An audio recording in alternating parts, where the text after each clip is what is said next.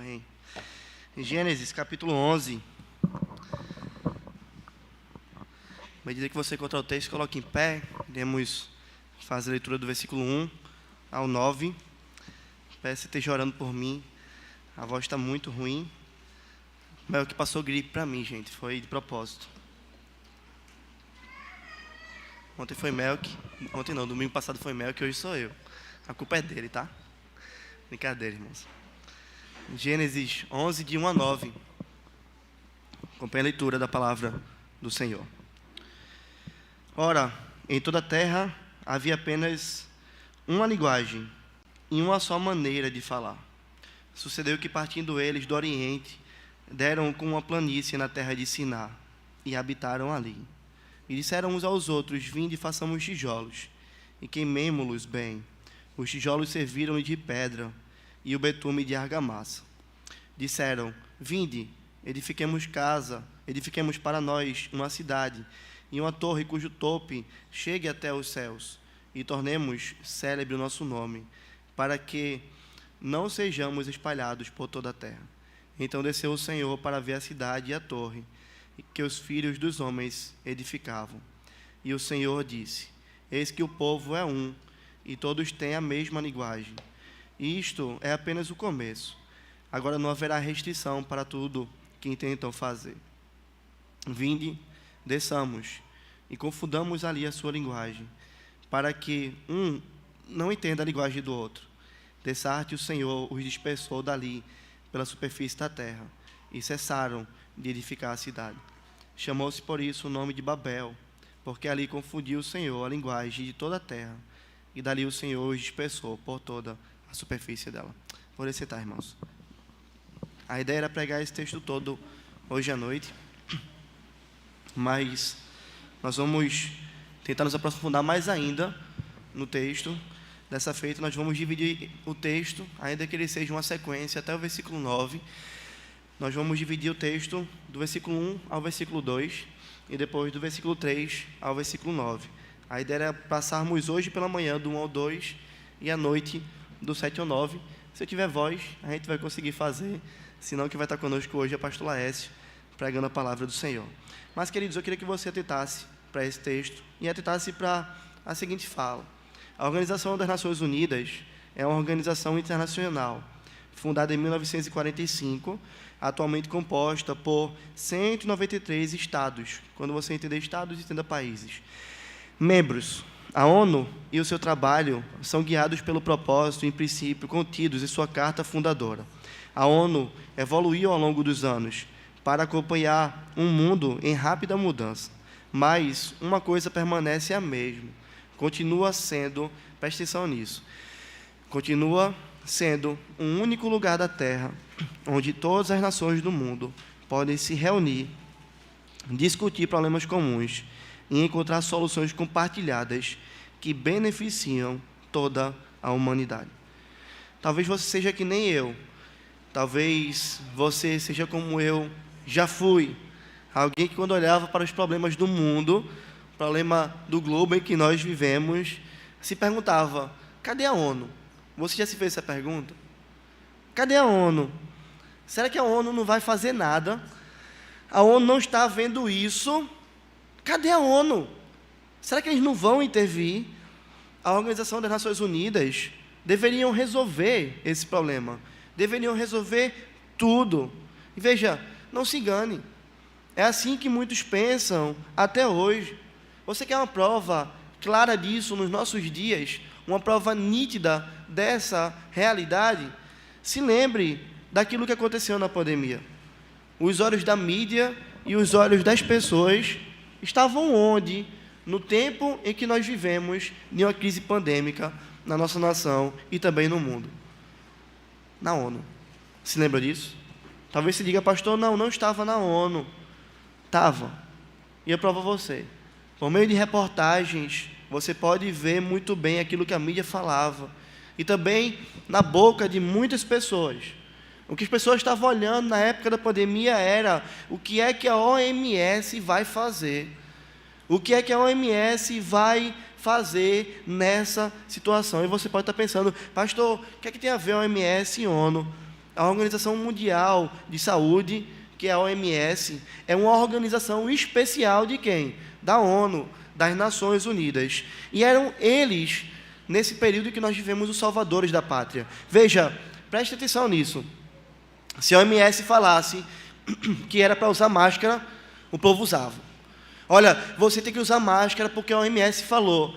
E se alguém questionasse sobre isso, se tornava o quê? Se tornava alguém que não era alguém da área da ciência, era alguém anti-ciência, era alguém contrário aos progressos da humanidade. Por quê? Porque a OMS falou que a gente tem que usar máscara, e se a OMS falou, nós então temos que usar.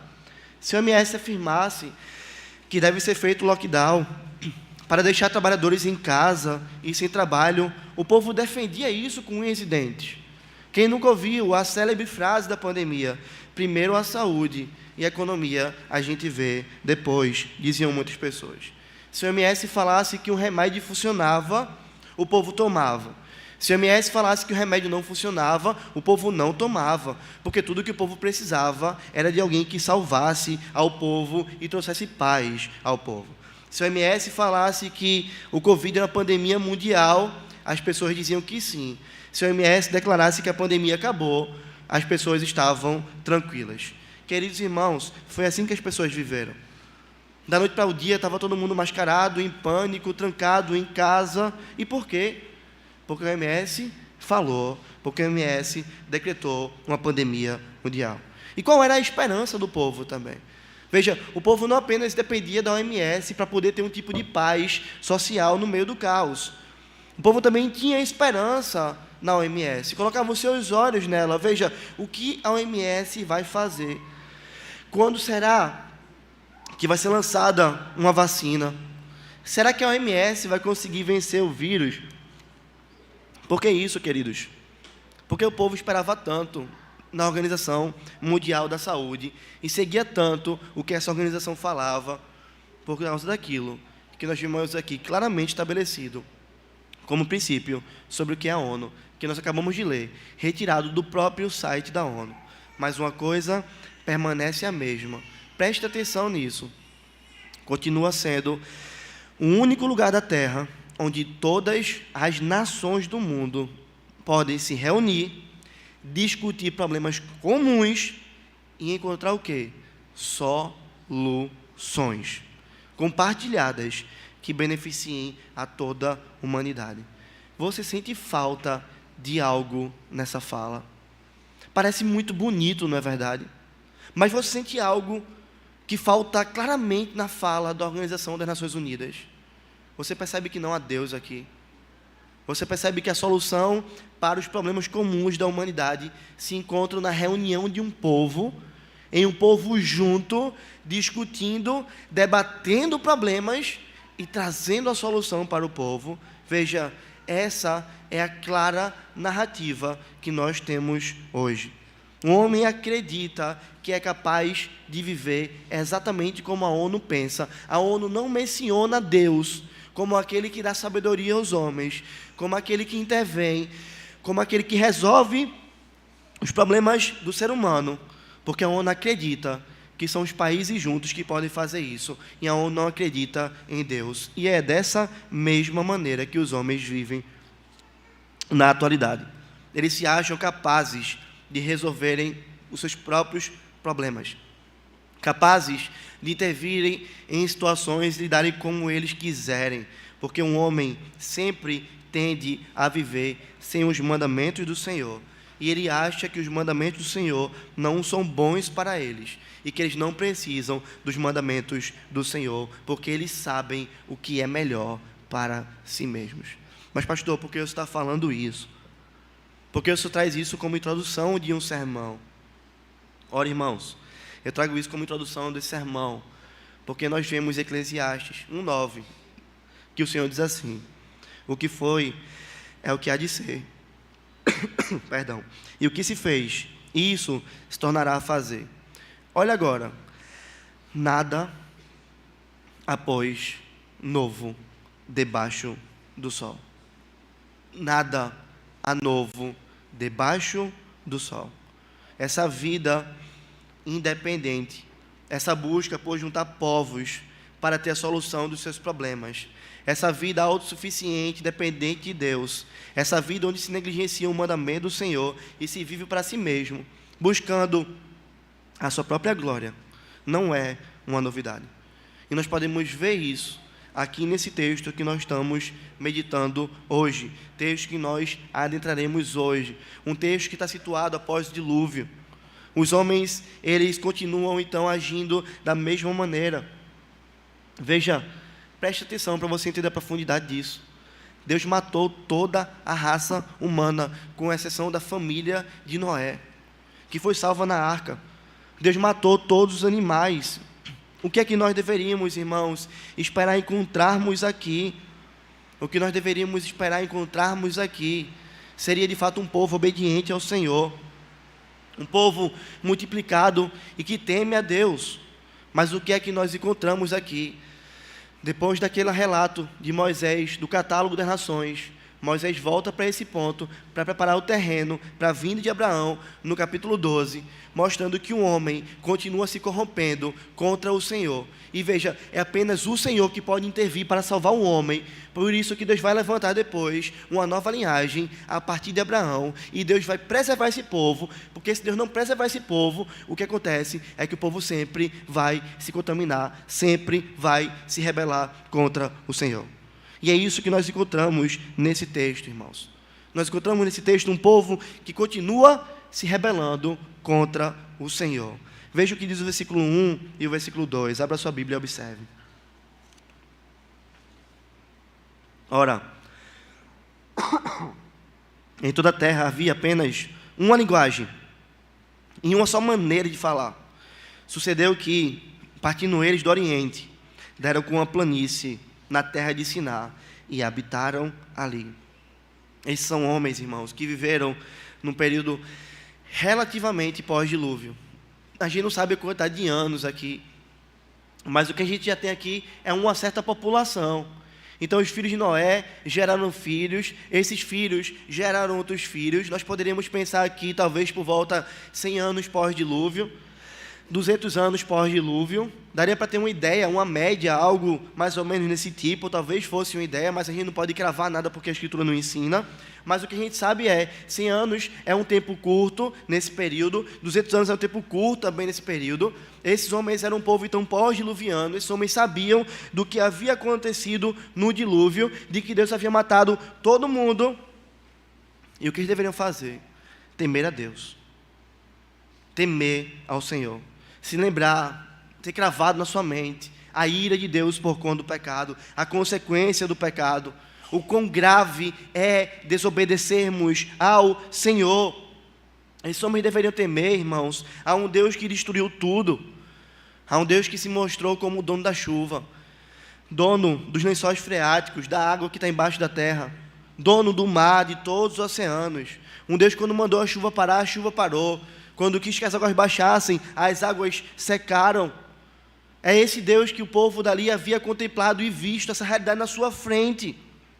Esses homens certamente tinham ali seus parentes, descendentes deles que morreram no dilúvio.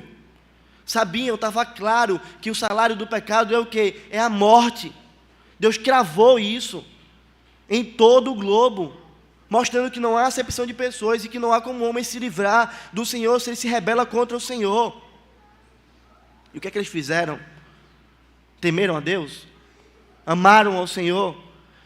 Se submeteram ao Senhor? Não, fizeram o contrário. Eles se rebelaram contra o Senhor. Eles se voltaram liberalmente contra o Deus vivo e quiseram seguir os seus próprios caminhos. E como é que eles fizeram isso? Para você entender isso, você precisa voltar. Veja o que está em Gênesis 9, versículo 1.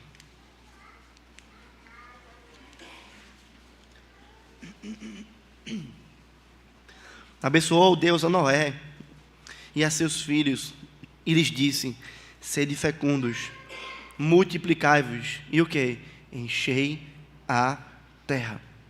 Se multipliquem, estou abençoando vocês, sejam férteis. Já vimos isso, fertilidade, filho, bênção de Deus na vida do povo de Deus, não o contrário. Encham a terra.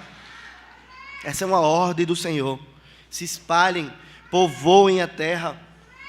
Vão aos lugares mais longe, morem lá, habitem lá, que toda a terra esteja cheia de vocês. E o que é que esses homens fizeram? Se rebelaram contra o Senhor. Amaram mais a terra do que a Deus. Amaram mais o conforto do que ao Senhor. Amaram mais a comodidade do que ao Senhor. Eu quero que você guarde essas lições, essas coisas práticas do que eles fizeram. Veja, eles amaram mais a terra, o lugar do que Deus. Eles amaram mais o conforto do que Deus, a comodidade do que a Deus. Eles sabiam que Deus tem o melhor para a sua vida, mas eles rejeitaram a voz do Senhor. E como é que eles fizeram isso, irmãos? Tentando se estabelecerem em um único lugar. Tentando habitar em um único lugar. Partindo do Oriente, versículo 2 diz: eles encontraram uma planície na terra. Um local plano. E aqui você deve ter aquela figura em mente. Se imagina assim, você olha para um lugar, imagina um campo de grama plano, árvores, o terreno ali tranquilo, retinho. Olharam para aquilo dali e fizeram: nós vamos morar aqui. Nós vamos habitar? É aqui. Eles tinham para si esse lugar maravilhoso, que na mente deles podia acomodar todos. Planícies são assim, irmãos. São lugares bonitos, belos, tranquilos, bons de morar. O que é que eles fizeram? Habitaram ali. Contrariaram a ordem do Senhor. Decidiram deliberadamente quebrar a lei de Deus. Sabe o que é que eles estão fazendo aqui na prática? Eles estão dizendo assim: aquilo que Deus fala não serve, eu sei o que é melhor para a minha vida. Eu sei o que é melhor para mim, para a minha família, e não é aquilo que o Senhor Deus manda. E veja, se eu vou me rebelar contra Ele, eu vou morar aqui nessa planície, essa planície vai me dar tudo o que eu preciso, porque eu não preciso de Deus. Entende isso? Eu não preciso do Senhor, o que eu preciso é dessa terra. Eu não preciso do Senhor, porque eu não preciso da sua orientação, o que eu preciso é do lugar em que eu tanto quero. O que é que leva os homens a fazerem isso, irmãos? O que leva o homem a fazer isso? É a mesma tolice que levou Adão e Eva a pecarem contra o Senhor. Satanás disse para Adão e Eva que eles seriam como Deus, conhecedores do bem e do mal. A Eva olhou para a árvore. Veja como é a mesma cena da planície. Deus falou: não coma. Deus falou: se multipliquem. Não se estabeleçam em um só lugar, encham a terra. Eles olham para a árvore, Eva olha para a árvore, vê a fruta, é boa, é agradável aos olhos, parece me dar conhecimento. Eu vou ser como Deus, eu vou comer. Eu olho para a planície, eu vejo que Deus falou para eu não habitar ali, mas para eu espalhar por toda a terra, mas ela é agradável aos olhos. Aqui eu posso estabelecer a minha vida a parte de Deus. Eu posso cuidar da minha vida, porque tudo que eu tenho está aqui. Eu sou como Deus, Senhor da minha própria vida. O que eu vou fazer é habitar aqui. Que desgraça, irmãos. Que desgraça. Nós queremos nos achar mais sábios do que Deus. Isso tem algo central nesse texto que você precisa entender hoje. A mensagem central dos versículos 1 e 2 é: um homem tentou se achar mais sábio do que Deus. Assim como do 1 até o 9. Um homem achou que ele poderia dizer o que era melhor para a sua vida. E por isso desobedeceu a lei de Deus deliberadamente. Mesmo sabendo que Deus se ira contra o pecado. Nós olhamos para esses homens. E sabemos que eles vieram do dilúvio. E eu não sei você, mas muitos de nós podem se perguntar assim: que absurdo, como é que eles puderam fazer isso? Que absurdo, como é que esses homens puderam fazer isso? Eles não viram o dilúvio, eles não aprenderam a lição, eles não têm revelação de Deus, eles não entenderam isso. Como é que eles podem se rebelar dessa maneira? Mas queridos, o que me choca não é só a vida desses homens, porque de fato isso deve nos chocar. Eles viram o dilúvio e se rebelaram contra o Senhor. Mas lembra daquilo que Salomão falou, que não há nada novo debaixo do céu? O que me choca também, além da conduta desses homens, é a conduta do povo de Deus na atualidade. Porque se esses homens viram o dilúvio, eles viram a ira de Deus. Mas esses homens não são como nós. E nós temos ainda mais revelação do que esses homens. Porque nós vimos Cristo. Porque Cristo já veio.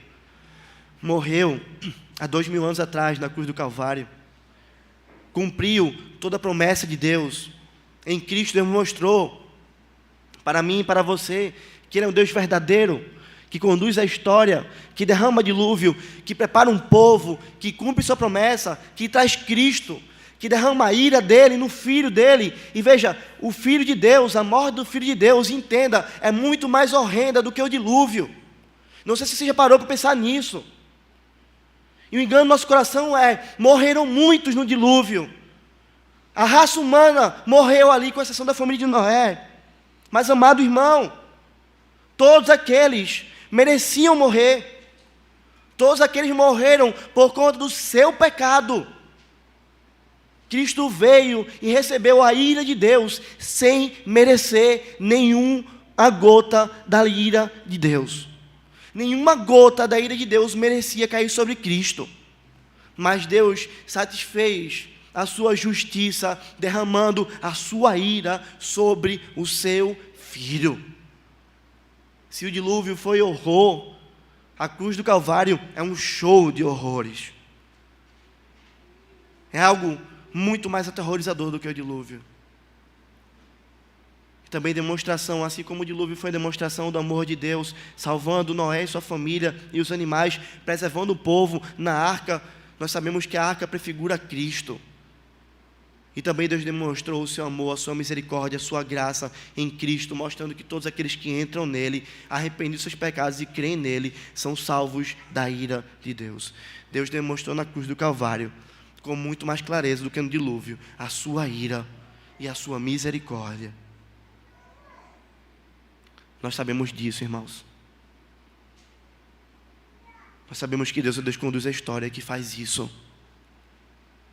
Isso está claro na nossa mente. Nenhum de vocês que frequenta a igreja presbiteriana de Prazeres pode dizer que não sabe disso, porque isso é pregado aqui todo domingo. Nós sabemos dessas verdades. E somos rápidos em criticar esse povo que não quis se espalhar, mas quis habitar em um único lugar. Mas será, irmãos, que nós não temos tido condutas na nossa vida semelhantes a desses homens? Será que nós não temos olhado para coisas na nossa vida em que nós sabemos, eu estou fazendo errado, eu estou desobedecendo a Deus, esse não é o caminho do Senhor para a minha vida, mas mesmo assim eu vou fazer? Será que não há áreas na nossa vida dessa mesma maneira, irmãos? Quantos homens têm construído a sua casa em um local onde Deus não mandou? O povo não deveria construir sua casa naquela planície. Parte do povo, sim. Parte do povo poderia ficar lá, mas o restante deveria caminhar e povoar a terra, obedecer a Deus. Aquele não era o lugar da casa do povo de Deus.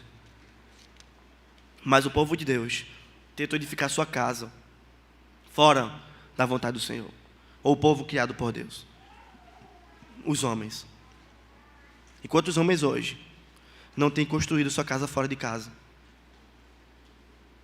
O cara casado sabe que seu coração deve pertencer apenas à sua esposa, que a sua mente deve permanecer e pertencer apenas à sua esposa, mas está construindo a sua casa no terreno da pornografia.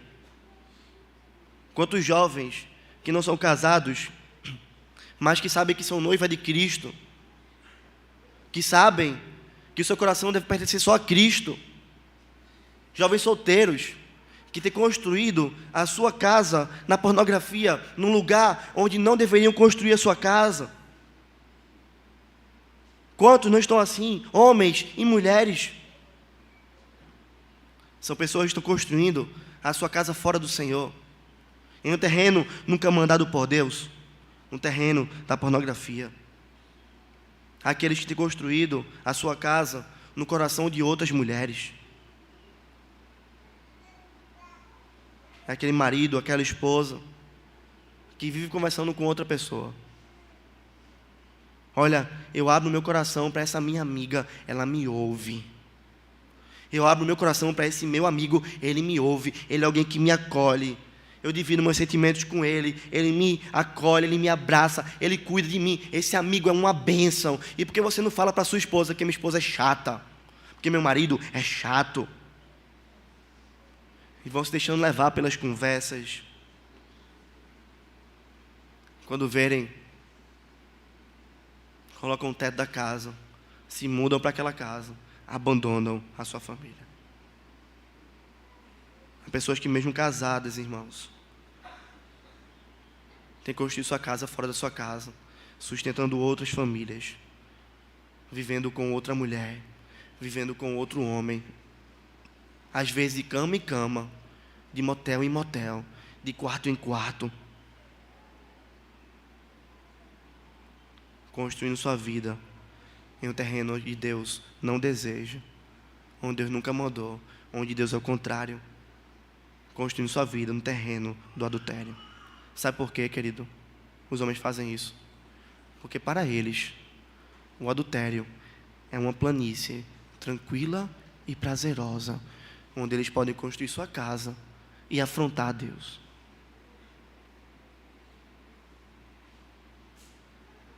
Quantos crentes não têm tentado construir sua casa fora da igreja? Veja, não é só adultério. É todo lugar em que eu tentar construir minha casa, que Deus não mandou. E quantos crentes não têm tentado construir a sua casa, a sua vida fora da igreja? Perceba, eu estou falando crente, eu não estou falando de ímpio. Um ímpio, ele já tem sua casa no mundo, ele não sabe do que Deus manda. O crente sabe que a sua casa não é aqui. Quem são esses? São crentes que acham que podem ter as suas melhores amizades junto aos ímpios. Já ouviu um crente assim? Com quem é que você passa mais tempo? Não estou falando de trabalho, a gente está falando de amizade, convivência, telefone, ligação, WhatsApp, visitar a casa, sair junto. Ai, os meus amigos, pastor, eles não são da igreja. Os meus melhores amigos são do meu trabalho, são da minha faculdade, são do meu bairro, são os meus amigos de infância. Dividem sua vida junto dos ímpios. Dividem a mesa constantemente com eles. Dividem a caminhada com eles. Há crente que tem a capacidade de até mesmo buscar conselho nos ímpios. Olha, eu estou sem saber o que fazer no meu casamento. E chega para a pessoa ímpia e pede ajuda. Irmãos, não é que nós não devemos andar com os ímpios, ter comunhão com eles. Nós precisamos ter um tipo de comunhão para podermos alcançar o coração deles. Mas você entende que o justo habita com o justo?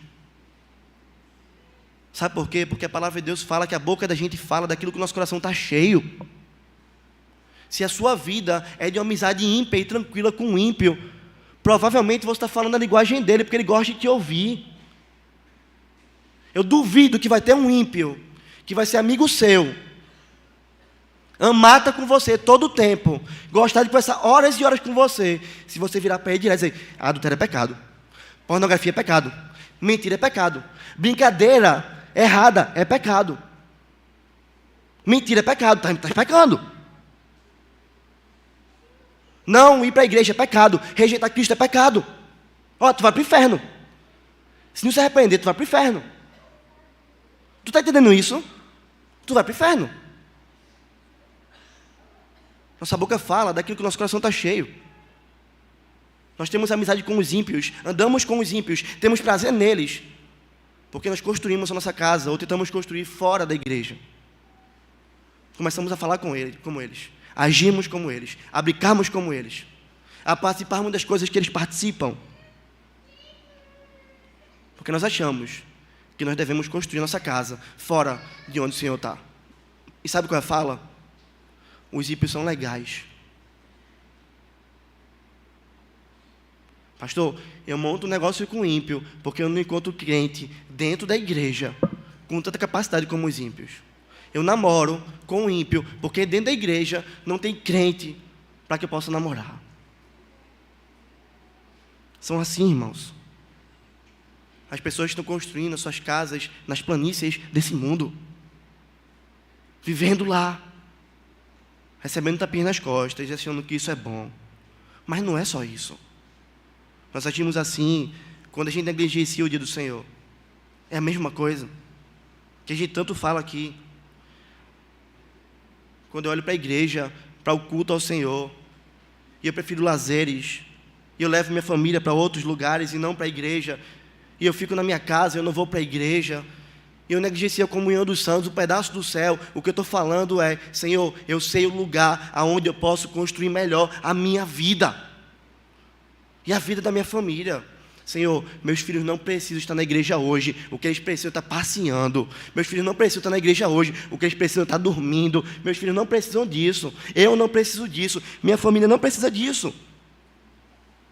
Quando o Senhor diz: congrega o meu povo, junte aqueles que fizeram aliança comigo, Deus de aliança, pais com filhos, toda a família, congreguem, ordenança. Nós estamos dizendo: nós preferimos as planícies dessa terra, Senhor.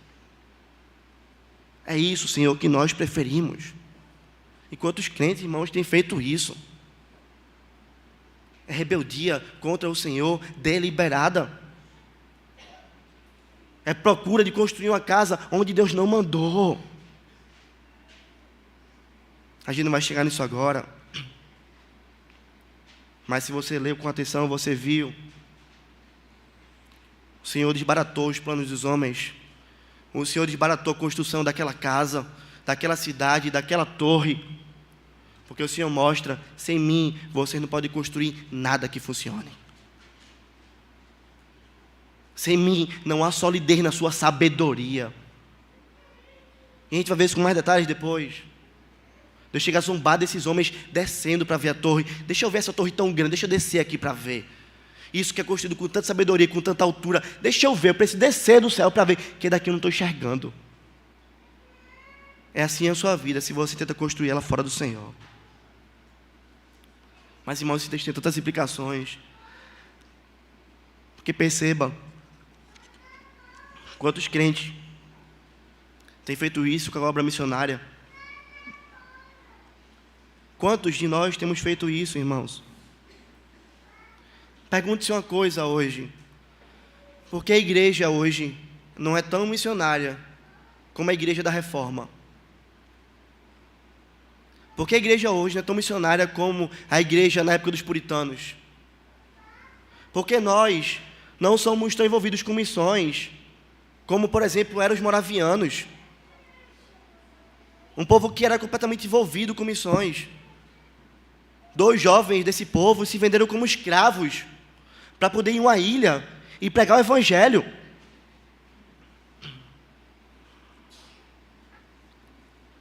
Será que nós estamos acostumados com os lazeres, a tranquilidade e o conforto das planícies desse mundo? Será que lazer, tranquilidade e conforto de uma planície tem tomado o lugar no nosso coração, que tem retirado o esforço que nós deveríamos ter por povoar a terra com o evangelho? A terra foi povoada, irmãos. Todo lugar tem gente, mas não com o evangelho. O evangelho não chegou em todas as nações. Tem pessoas, tem povos que não tem nenhum versículo da Bíblia traduzido. Tem países como a Índia que 3% é crente, 97% do povo, 1 bilhão de pessoas, não conhece a Cristo. Quantos de nós, sejamos sinceros, temos amado as planícies desse mundo, irmãos? Veja, se é para trabalhar para o Senhor, eu prefiro dormir. Se é para pregar o evangelho a um colega no trabalho, eu prefiro estar conversando besteira no WhatsApp. Se é para me envolver com a obra de plantação da igreja, eu prefiro plantar os meus negócios nessa terra. Se é para ir a lugares longínquos, difíceis, eu não quero ir porque isso não me dá conforto, isso não me dá prazer. Isso não é tranquilo, vai me tirar dessa zona de conforto. Eu quero estar na minha planície, calmo, sereno e tranquilo. Se é para eu investir na obra missionária, eu prefiro olhar e dizer, não, eu prefiro comer um hambúrguer. E não há pecado de comer um hambúrguer. Mas há pecado de não sermos pessoas que investem na obra missionária com o nosso coração, com as nossas finanças, com o nosso tempo, com a nossa vida, porque nós não estamos sendo pessoas que desejam Cristo ser conhecido e glorificado. Porque nós temos construído a nossa casa, a nossa cidade, nas planícies desse mundo. E sabe o que acontece? Os nossos filhos crescem assim. E os filhos dos nossos filhos crescem assim. E tudo que nós temos na igreja, muitas vezes, é um povo dizendo, eu não vou para nenhum lugar distante. Eu não vou me envolver com a obra missionária, porque eu não consigo isso, eu não quero isso para a minha vida. Porque nós queremos as planícies. Talvez seu coração esteja construído, querido, na planície de Siná. No solo da desobediência contra Deus. Talvez sua casa esteja assim. E talvez você nem esteja percebendo isso. Mas hoje o Senhor, com a sua palavra, Ele está te orientando. Ele está chamando a sua atenção. Ele está dizendo, não construa a sua casa fora da minha vontade. Não se ache mais inteligente do que eu. Não edifique a sua vida como você acha que você pode edificar. Não faça isso. No Novo Testamento e o Antigo Testamento, eles são uma só verdade. E é por isso que Jesus falou, quem ouve minha palavra, as minhas palavras e as pratica, é semelhante a um homem prudente, que edificou a sua casa sobre a rocha. Veio chuva, veio rio, veio vento, deram com ímpeto contra aquela casa, mas ela permaneceu firme. Quem ouve minhas palavras e não as pratica, é semelhante a um homem insensato, tolo, que edificou sua casa sobre a areia. Veio chuva, veio vento, veio rio, deram com ímpeto contra aquela casa. E veja a expressão que Cristo usa, e foi grande a sua ruína. Se a sua casa não está edificada sobre Cristo e a sua palavra, o seu final e o final da sua família, eu quero chamar principalmente a sua atenção de você que é homem, o responsável pelo seu lar. O final de você e sua família é ruína. É assim que Babel acaba. É assim que Babel acaba. A torre é uma ruína, a torre está inacabada, uma obra inacabada não serve para nada. Você não mora numa casa sem teto. Você não mora numa cidade inacabada. Por isso que o nosso Cristo, Ele serviu como um exemplo e um modelo principal, como em tudo que Ele é na nossa vida. Nosso Cristo, irmãos, Ele é alguém que preferiu obedecer a Deus, mesmo que isso levasse Ele para a morte de cruz. Você é cristão? Responda para você mesmo, eu sou um cristão ou não sou? Se você é um cristão, entenda isso. O nosso Cristo preferiu obedecer a Deus, mesmo que isso o levasse para a morte de cruz. O nosso Cristo preferia obedecer a Deus, mesmo que Ele não tivesse bens nessa terra. O nosso Cristo preferia obedecer a Deus, ainda que isso levasse Ele a passar vergonha. O nosso Cristo preferia obedecer a Deus, ainda que Ele fosse tratado como uma pessoa má, como um maldito, porque quem era pregado na cruz do Calvário era tratado assim. E mesmo assim, Ele preferiu obedecer a Deus e construir a sua casa na obediência ao Senhor. É por isso que Ele disse, a minha comida consiste em fazer a vontade daquele que me enviou e realizar a sua obra. João 4,34. Olha a comida de Cristo. Comida, Jesus está falando sobre algo que deseja e sustenta. O que eu desejo e o que me sustenta é fazer a vontade daquele que me enviou. É realizar a obra dele. Você entende isso? É essa a realidade, irmãos. Pedro chegou para Jesus, Mateus 16, 21 a 22. Desde esse tempo começou Jesus Cristo a mostrar a seus discípulos que era necessário seguir para Jerusalém e sofrer muitas coisas dos anciãos, dos principais sacerdotes e dos escribas, ser morto e ressuscitar no terceiro dia. Olha o que Pedro faz. E Pedro, chamando à parte, começou a reprová-lo, dizendo: veja, tem compaixão de ti, Senhor. Isso de modo algum pode acontecer a você. O Senhor não vai morrer, o Senhor não vai sofrer na cruz, não. Senhor, vê como o discurso parece piedoso, não é? Tem compaixão de ti, Senhor. A resposta de Jesus para Pedro foi: arreda daqui, Satanás. Porque você não cogita das coisas de Deus, mas das coisas dos homens. Pedro queria que Jesus construísse sua casa fora da vontade do Senhor, porque a vontade do Senhor levaria a sofrimento. E Jesus o repreende. Queridos, sejam muito sinceros. É melhor morar numa planície? Ou é melhor viver viajando como nômade, deixando pedaços dos nossos irmãos em cada lugar e povoando toda a terra? A segunda opção dá mais trabalho. A segunda opção dá mais sofrimento. A segunda opção dá mais pesar. A segunda opção inclui sacrifício, inclui cansaço, inclui desapego. É a mesma proposta de Pedro. Não vai para a cruz, Senhor. Não sofra dessa maneira. Tenha compaixão de ti. Arreda daqui, Satanás. Você não cogita das coisas de Deus, mas sim das coisas dos homens. Se para obedecer a Deus for preciso morrer na cruz, eu vou. For preciso ser alguém que não tem onde reclinar a cabeça, eu vou. Irmãos, nós precisamos entender isso, para que o Senhor nos livre do apego que nós temos ao aqui e ao agora. Veja, eu quero concluir trazendo para você isso.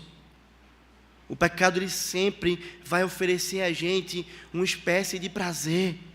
Veja, não venha para a igreja, fique dormindo, é muito melhor. Olha como é a fala assim: você está muito cansado, não é? Olha como é mesmo a fala de Pedro: tenho compaixão de ti. A tua semana foi tão cansativa. Tu vai acordar cedo, tu vai se levantar, tu vai para a igreja, é sério. Olha teus filhos, eles estão dormindo, tu vai acordar o bichinho. Entende? Assim. Veja, eu estou pensando em ir para a obra missionária, para mais longe, levar minha família. Tem compaixão de ti, tu vai acabar morrendo lá. E a educação dos teus filhos, como é que vai ser? E como é que vai ser tua aposentadoria? Veja se não é a mesma fala. Lembra do pastor Jairo? O que o pai dele falou para ele? Esse negócio de ser missionário dá certo? É a mesma fala: tem compaixão de ti, filho. Não faz isso não. Eu vou pregar o evangelho no meu trabalho. Tem compaixão de ti, tu pode ser demitido. Não faz isso. Toda fala é: construa a sua vida nas planícies de Sinar. Fica aqui. Aqui é tranquilo.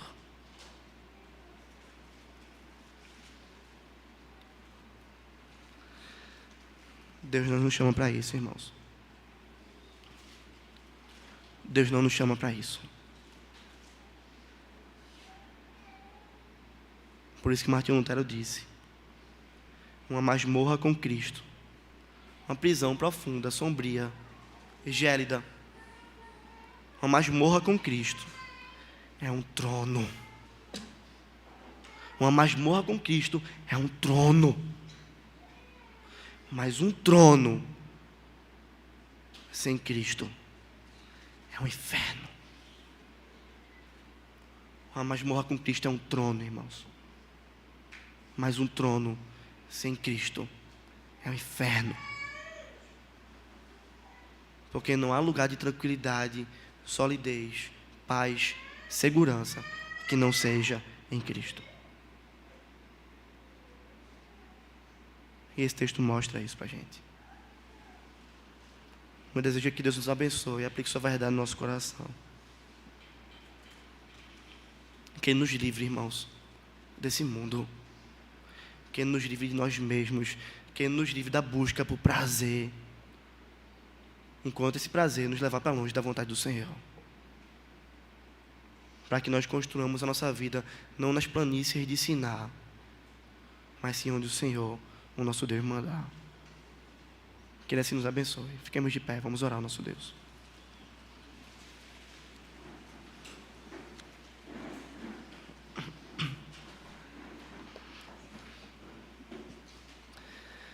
Senhor Deus bendito, Tua palavra é maravilhosa. Tua palavra nos livra dos enganos dessa terra.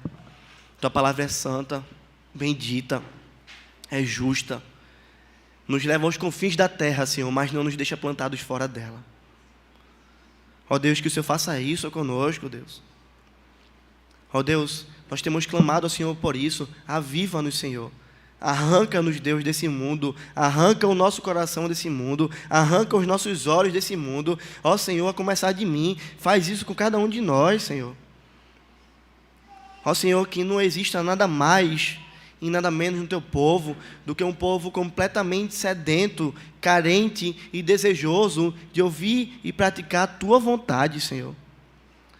Ó Deus, livra cada homem, chefe de família, dos enganos desse mundo, porque nós como homens temos uma responsabilidade tão grande de sermos como veremos em Abraão, conduzimos a nossa família aonde Deus manda a gente conduzir, Senhor. Ajuda a gente a conduzir a nossa família no temor do Senhor. Ajuda a gente, Senhor, a criar os nossos filhos para que eles amem ao Senhor, amem a Tua igreja, amem o Teu culto, amem a comunhão dos santos, amem ter amizades com o Teu povo e tenham amigos mais chegados que irmãos, Deus. Não permita que nós construamos a nossa vida nas casas do adultério. Resgata cada um que está construindo a sua vida, Senhor, na casa da pornografia. Cada jovem, cada adulto, homem ou mulher, Senhor, tira desse terreno, Deus. Tira o Senhor do engano, da mulher adúltera, que a língua, Senhor, ali vai destilar mel, mas que o fim, Senhor, é como um absinto, Deus. Livra-nos, Senhor, dos enganos de vivermos abraçados com as coisas do aqui e do agora, porque a planície do Siná não é o nosso lugar, Senhor. Nosso lugar é andarmos como o Teu povo, e o Teu povo está sempre em movimento, pregando o Teu evangelho, e caminhando em direção ao novo céu e à nova terra onde habita a justiça, Deus. Nós oramos a Ti assim, Senhor, te agradecidos por esse culto também. E oramos em nome de Jesus, Deus. Amém. Amém. Receba a bênção, irmãos. Que a graça do Senhor Jesus Cristo, o amor de Deus, o nosso Pai, que o poder da comunhão e as consolações do Espírito Santo seja sobre todos nós, povo de Deus, parado por toda a face da terra, hoje e sempre. Amém. Amém. Podem sentar, irmãos. Eu agradeço muito por terem desligado o ar-condicionado e sofrendo um pouquinho de calor comigo, mas liga o do meio que eu consigo falar um pouco melhor agora. Eu queria que você não saísse, eu queria pedir em nome de Jesus que você não saísse. Eu preciso dar um aviso muito importante aos irmãos, na realidade, apresentar um projeto